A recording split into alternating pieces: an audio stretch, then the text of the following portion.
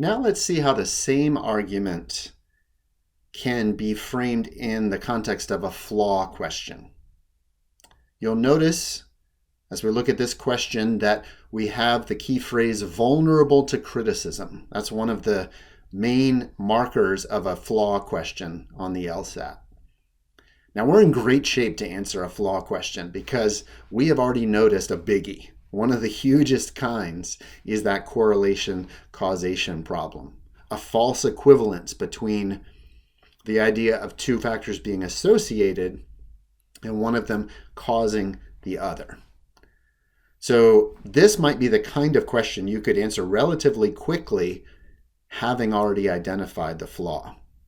But I want to show you also some of the other common flaw types that will be reflected in the wrong answers here. There are upwards of 20 types of flaws you could see on the LSAT, at least by our count. And you'll see in the wrong answers descriptions of flaws that might be right answers in other contexts. So it's helpful to keep those in mind.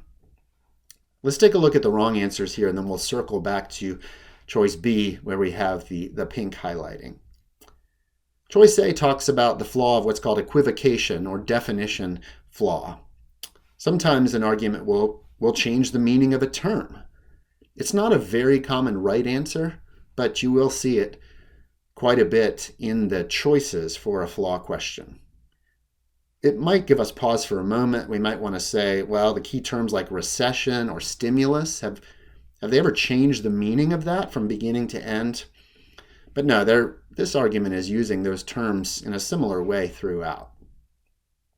Now, choice C, I would consider the most tempting wrong answer here. Let's read it in its entirety. It overlooks the possibility that other economic variables, such as the reduction of taxes or the abolition of tariffs, can in some circumstances be conducive to economic growth. That could sound good because we've got economic factors, we've got conducive. It sounds like it's getting at that causation idea of what really caused the economic recovery. But it's actually too broad in this case.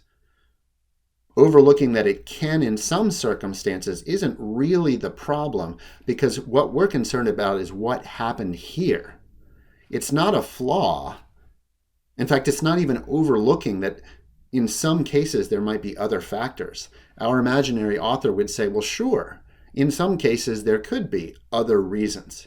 But I'm saying that in this case, here's what happened. Now, choice D illustrates a very common flaw type that is tied closely to conditional reasoning and if-then statements. Sometimes diagramming can help you here. That's a very important tool to keep in mind on the LSAT. A confusion or false equivalence between necessary and sufficient is often what makes an argument flawed. But typically when that's the case, you'll be able to diagram it and notice either a reversal of the terms, like it goes from if A then B to if B then A, or a negation of the terms, an inverse. It goes from if A then B to if not A then not B. There will be some kind of movement like that. Just to give you one other example, if the argument tells us, what is certainly true, that if something is a cat, then it's a mammal, and then tries to conclude that if something's not a cat, then it's not a mammal, that would be a necessary versus sufficient problem. Definitely worth understanding and studying in depth, including the diagramming aspect. But it's not what's going on here. And finally, choice E describes circular reasoning.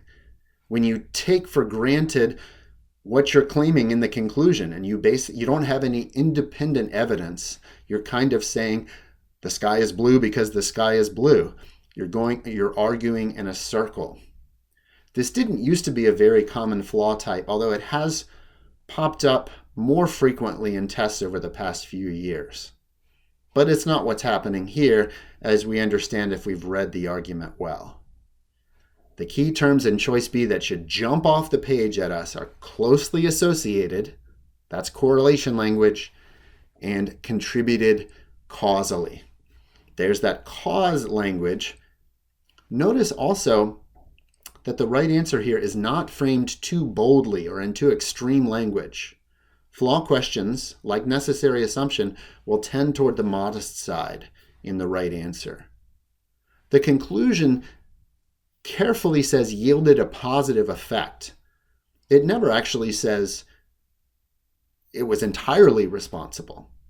So we need to be careful not to overstate the description of the flaw. Contributed causally sounds just right because that's really what the author is saying. It did contribute, and it had a causal contribution to what happened. So that's how a flaw question will often look